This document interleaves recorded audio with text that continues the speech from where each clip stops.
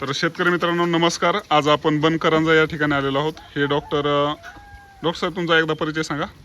Rishikesh दपाटे भाटुंब्याचे doctor साहेब आहेत.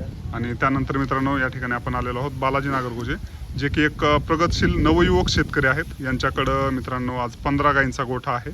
आणि जर पाहायचं गेलं तर ह्यांचं वय खूप कमी आहे, 18 वर्ष वयामध्ये. अशा पद्धतीनं ते पण बीड जिल्ह्यामध्ये, ज्या ठिकाणी चाऱ्याचं पाण्याचं नियोजन एवढ्या प्रमाणात नाही, अशा ठिकाणी त्यांचं दूध व्यवसाय आहे. सोबतच खाद्याचं पण त्यांचं खुराकाचं पण दुकान आहे. परत दूध डेअरी त्यांनी टाकलेले आहे.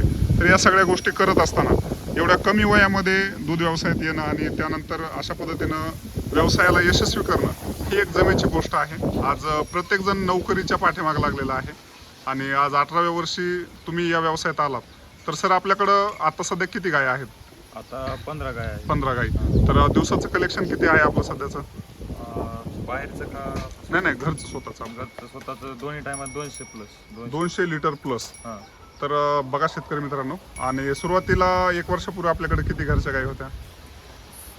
1 वर्षापूर्वी डेअरीच्या आधी का हां, डेअरीच्या अगोदर 2च गाय होत्या. म्हणजे आपण गावात राहायचो त्या टायमाला. अच्छा. बंद करायचं. तर सध्या पावसाचं वातावरण आहे. ॲक्च्युली भैया खूप नाराज आहेत आमच्या व्हिडिओवर, कारण की त्यांना गायींना चारा टाकायचा आहे आणि गाई संध्याकाळी दूध देणार नाहीत, हे त्यांनी वारंवार सांगितलेलं आहे आमच्या नागरगोजे साहेबांना. परंतु ही तुमच्यासाठीची मित्रांनो माहिती आहे, शेतकऱ्यांसाठी, ज्याच्यामुळं त्यांनी पण थोडासा त्यांचा वेळ दिलेला आहे.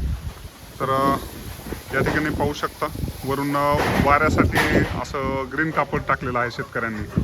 आता उन्हाळा असल्यामुळं आणि पत्रामध्ये संपूर्ण गायींना ठेवता येत नाही, संध्याकाळी 4 वाजता या ठिकाणी आणावं लागतंय, म्हणून चांगले नियोजन केलेलं आहे तुम्ही हे. आता खुराक किती लागतं आपल्या गायींना घरी संध्याकाळी? एक सुग्राचं पोतं लागतं. एक सुग्राचं पोतं 2 टायमाला लागते. तर सुग्रास आणि त्याचा काय रेट आहे सध्या मार्केटला? आपण नेचर एक घेत होता समृद्धीची, की आपली डेअरी आहे गोदरेजची. आपण जास्त तर गोदरेजच वापरतो समृद्धी. तर किती रुपये खर्च येते आपल्याला एका पोत्याचा?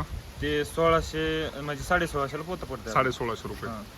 तर सध्या आपलं घरचं 200 लिटर दुधामागच 3500 रुपये म्हणलं तरी समजा 7000 रुपयाचं दूध येतं दिवसाला.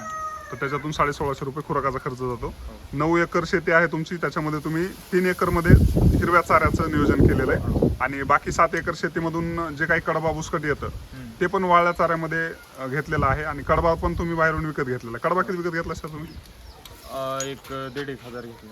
1,500 कडबा घेतलेला आहे. तर मित्रांनो त्यांना 2,500 रुपयांना 1,500 कडबा विकत घ्यावा लागलेला आहे. जसं की सगळ्यात महत्त्वाचं आपल्याकडं चाऱ्याचं स्टोरेज असायला पाहिजे. जर आपल्याकडे फक्त हिरवा चारा असेल आणि आपण फक्त हिरवा चारा आणि जर खुराकावरच गाय व्यवसाय करायचा म्हणा, दूध व्यवसाय, तर ते चुकीच्या मार्गाने जातं, ते परवडत नाही.